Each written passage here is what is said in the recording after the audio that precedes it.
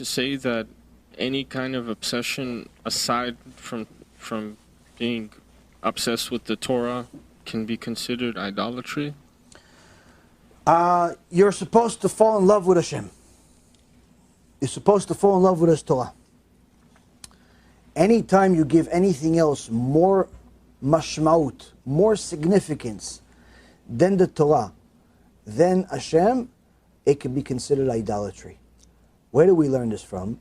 We learn this from the meeting after 22 years between Yaakov Avinu and his son Yosef HaTzadik.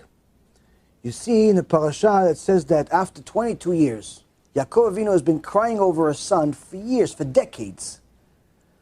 Because deep inside he knew that something's wrong. He didn't die. You're supposed to already stop mourning the dead after a year. Not just stop mourning, but also stop the feeling. HaKadosh Baruch Hu gave us a gift of loss of memory. So naturally, a person should have less of a feeling of anguish after a year. That's one of the gifts that Hashem gave us. But Yaakov felt the same anguish, same pain after 20 years, just like he did after 20 minutes of the loss of his son. So now he's been waiting for him and crying for him for 20 plus years. And finally, he sees him. He goes to Mitzrayim after the brothers tell him that he's there. He's the viceroy. He's the second in command in Egypt. And Yaakov comes to see his son, and he sees his son in power. And it says in the parasha that Yosef hugged Yaakov. But it doesn't say that Yaakov hugged Yosef. How come? You've been crying over him for 20 years. Why'd you hug him? Give him a nice Middle Eastern busa, a kiss on the cheek or something, no? Nothing. Why? Chachamim say, the moment that Yaakov saw his son, he felt so much passion and compassion for his son, and he was so happy that he stopped himself for a moment. He says, wait a minute, chas v'shalom, chas v'chalila, that I'm going to have that much passion, that much love for anything other than HaKadosh Baruch Hu. So at that moment, while his son is hugging him, he said, Shema Yisrael, Adonai Eloheinu, Adonai Echad. Meaning, Hashem, only you. All of this passion, all of this love only belongs to you. Doesn't belong to my son, doesn't belong to my wife, doesn't belong to anybody. Yeah, but you've been crying for him for 20 years. Mistake. All that belongs to HaKadosh Baruch Hu. All of that belongs to HaKadosh Baruch Hu. That moment, his son is hugging him, he's not hugging him back. Why? He says, no one is allowed to have so much of my heart. No one. And we see many of the tzaddikim. Followed the Rav Moshe Feinstein, alav shalom. I told you guys a story a couple of weeks ago. They asked him one time, how come he stands so still, like a pillar, when he's praying? He says, one time, a Cossack put a gun to his head and said, if you move, I'm going to kill you. And he says, I was so afraid that he's going to kill me, I literally didn't move. But then I realized that this feeling of fear and trepidation, for what? Just losing my body for this Cossack? Big deal. That feeling only belongs to HaKadosh Baruch Hu. I should only be afraid of HaKadosh Baruch Hu like this. So from that moment on, every time I talk to HaKadosh Baruch Hu, that's how I am. I'm afraid, deathly afraid. Every time he's praying, he's talking to HaKadosh Baruch Hu. And he stood just like that, as if has a gun to his head. Because he's talking to HaKadosh Baruch Hu. So you see the tzaddikim emulated the ones before them. So you are supposed to love your wife, love your husband, love your children. Love everybody, no problem. But nothing in the world takes precedent over HaKadosh Baruch Hu and His Torah. Nothing. Not even anything. So and the only time that you're allowed to put the Torah not aside, but the Torah gives you permission to say, let's say for example, a white lie is for the sake of Shlom Bayit. It's not that you are violating the Torah for the sake of Shlom Bayit. The Torah allows you. You're following the Torah for the sake of Shlom Bayit. There are different intricate details within this, but generally speaking, you are never ever allowed to love or care about anything in the world more than HaKadosh Baruch Hu and the Torah. If you do, it can be considered at the very least Avak avodah zarah, the dust of avodah zarah. Not avodah zarah mamash, but the dust of avodah zarah. Meaning, it's the feeling, it's the sensation, it's the look, it's the smell. It's almost mamash avodah zarah, and it can be. And that's what's happening actually with some people that are idolizing their rabbi, living or dead, idolizing their something, and it becomes avodah zarah. Many people's treatment of money is 100% avodah zarah. The way they treat money and how obsessed they are with money, 100% avodah zarah. Sometimes even people, how they treat their phone. The way they treat their phone, how obsessed they are with their phone, avodah zarah. They lose their phone, I can't do anything. What? Okay, buddy, relax. I understand you got your whole life and business and stuff, but it's just a phone. In a few hours, you'll get a new one, and tomorrow you'll get a new one. It's not God. It's not like God went on vacation, you're godless right now. It's just a phone. Okay, it's fine. I understand it's inconvenient. I don't like it either, but take it easy. They lose their mind. They lose their cool. They lose everything. So, at the very least, it's avak avodah zarah. If not avodah zarah mamash. But sometimes the way women shop for clothes, they go spend, Rav Yagen alav shalom said, women go spend 6-8 hours looking for a dress. He says, at the very least, it's avak avodah zarah. He goes, 6 hours looking for one dress? You know how much you could achieve in 6 hours? Okay, fine, you want to shop, change this, that, an hour, 2 hours, 6 hours? So, any time that you've made something more significant where it's pretty much surpasses your value of the Torah, it becomes very, very problematic. Isn't that like almost every majority of the moments of majority of the people, religious, not religious, that are living?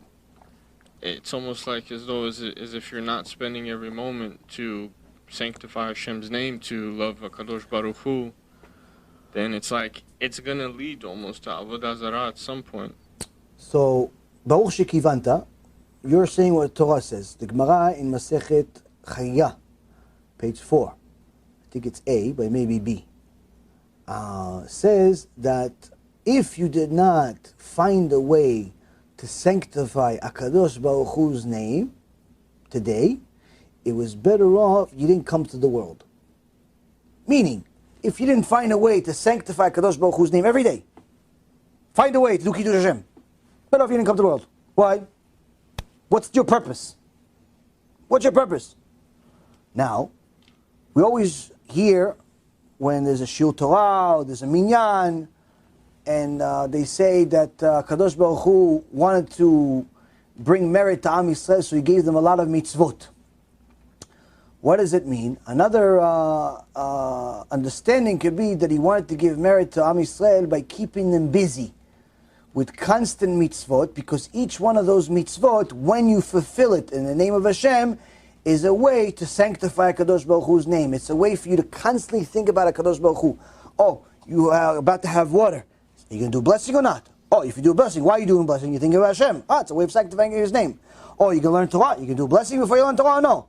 Oh, you know the Beit HaMikdash was destroyed because they didn't bless the Torah before they learned. Oh, you didn't know? Okay, now you not only learned, but you also did a blessing. And so on and so forth. Every single thing you benefit in the world, every single thing you benefit in the world, you find there is a blessing for it. There's a way to sanctify Kadosh Baruch Hu's name for it. And that way you're constantly busy living your life while sanctifying Kadosh Baruch Hu's name. You don't have to stop your life and everybody in the world become an avrech. That would be Mashiach days. But you could live your life. Torah says you could live your life. You could go to work. You could pick up boxes. You could drive a car. You could, drive a ship or something. You do whatever it is that you're doing, as long as it's a kosher job. But remember HaKadosh Baruch Hu in whatever it is that you're doing. You're eating, remember to do a blessing. Remember that it has to be a kosher food. Remember that you're only allowed to eat in this place and not in that place. If there's a dead body, don't eat next to it. Don't eat next to it. Why? Because the dead body is there. Dead body is there. And you're eating. The dead body still, there's a neshama there. And then you're going to cause it suffering that it can't eat and you're eating. So this is a simple halakha that if you dealt with the dead, you realize that is halakha. I have to know. Okay, so even eating, I can't eat next to the dead body. Yeah, but I have to be a shomer. When somebody's dead, somebody died, and you can't be buried at that time. You have to, halakha is, or the minag really is, that you have to have somebody there. You have to have somebody there. It could be a man, it could be a woman, ideally a man. But what about, okay, you have to go to eat at some point. It says you can't eat next to him. So what do you do? Okay, go to the next room. Go to the next room. Point is that there's all these little intricate details of how to live your life like a regular person, but still remembering Hashem along the way. All of the Tanaim, all of the Amoraim, all of them did something. They didn't necessarily all just learn Torah all the time. They all did something. You know, they sold shoes, they made shoes, they sewed stuff, there are all types of professions. There were doctors, and so on and so forth. No one is saying don't work and just be an avrech and a kollel from morning to night, and that's the only way that you can go to heaven. No one is saying that. You can be. That would be fantastic. That's like a dream. But for most people, it's not a reality. Not necessarily just because they don't have the emunah to do it, and the belief that HaKadosh Baruch Hu will send them the financial power to do it, but also because a lot of people just don't have the mental capacity. The mental capacity is just sit there for 12, 14 hours learning. Some people, they can listen to a shiur for 3 hours, but you give them a book, 3 minutes. Or they can learn a book, but for 3 hours. 14 hours? You're a little crazy. Enough. Okay, so you can be balabait. You could work and you could study. There's no problem with that. No one says that you have to study full time all the time. Just study. A set amount of time every day. V'yigita bo yomam v'layla. You get to the Torah and learn it yomam v'layla, in the morning and at night. You make time for it in the morning, you make time for it at night. The Rambam says that you should study the majority of your Torah at night. And if it didn't say learn it day and night, we would literally only study at night and never in the morning. Because the Torah that you learn at night is Torah that you get your real wisdom from. That's where you get your real wisdom from. So much so, the Rambam says, if anybody understood the magnitude of learning Torah at night, they would never waste a single night on eating, sleeping, drinking, or doing anything mundane other than just learning Torah. That's how valuable the Torah is at night. But again, if you have a day job, and that day job requires you to go there 9 o'clock in the morning, you learning all night every night, it's not possible. Why? You have to wake up in the morning, you have to go to work. And you can't tell, oh no, I studied Torah, so that's why I'm sleeping on a job. That doesn't work. Then you're stealing. Because the guy's paying you not to sleep. He's paying you to work. So, again, everybody has to be a grown-up and evaluate themselves, but you're 100% encouraged, not just allowed, encouraged to live your regular life, work, do, but keep Hashem in mind. Keep Hashem in mind. And if you do that, you'll see that HaKadosh Baruch Hu is literally at the tip of your tongue all day. You're doing blessing before you eat. You decide whether this deal that you're doing is kosher or not. You decide whether to make this arrangement or not. You decide whether to go to a place or not, because there's certain people that are anti and certain people that are for. You decide how to pick all types of things. If you have the mind, if you have a Torah constantly in your mind, every decision that you make throughout the day has that, as part of the consideration. It's not something, the Torah is not something you think about only when you're learning. The Torah is something that's constantly on your mind, that you make your decisions based on what the Torah says, not necessarily based on what your desire says. The average person makes their decisions based on what they want. Someone that wants to comply with the Torah and wants to go to Olam Haba makes the decisions based on what the Torah says. It has nothing to do with what they want or not. First is it allowed or not allowed? Then I'll decide whether I want to or not. The average ignoramus is going to decide, what do I want? Is it allowed? What do I want? He decides what he wants, and then decide, is it allowed or not allowed? Why is that a problem? If you decide, is it allowed, not allowed according to the Torah, and then decide whether you want it or not, that means that you've already looked at things based on what Torah's mindset, HaKadosh Baruch Hu's mindset. Allowed, not allowed. Not allowed, okay, I'm not even considering whether I want it or not. It immediately gets rejected at the door. But if I decide whether I like it or not, and then review whether it's allowed or not, I'm already nagua. I'm already biased. Why? I like it. It's delicious. I'm already tasting it. I'm already smelling it. I already see myself doing it. It already becomes harder to say No. So what do? You manipulate the Torah.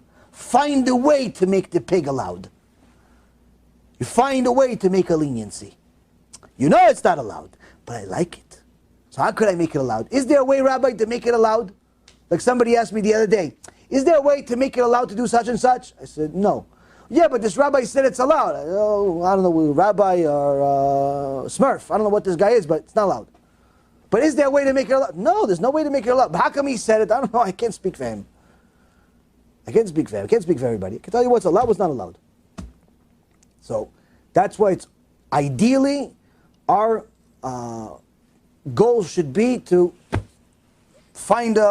get ourselves to a point where one day we are reviewing things based on allowed, not allowed, based on the Torah, and then decide whether we like it or not. That's the ideal. That's the tzaddik. That's the tzaddik. It's not always that way. It doesn't always necessarily work that way, but that's the ideal way to do it. Anything else?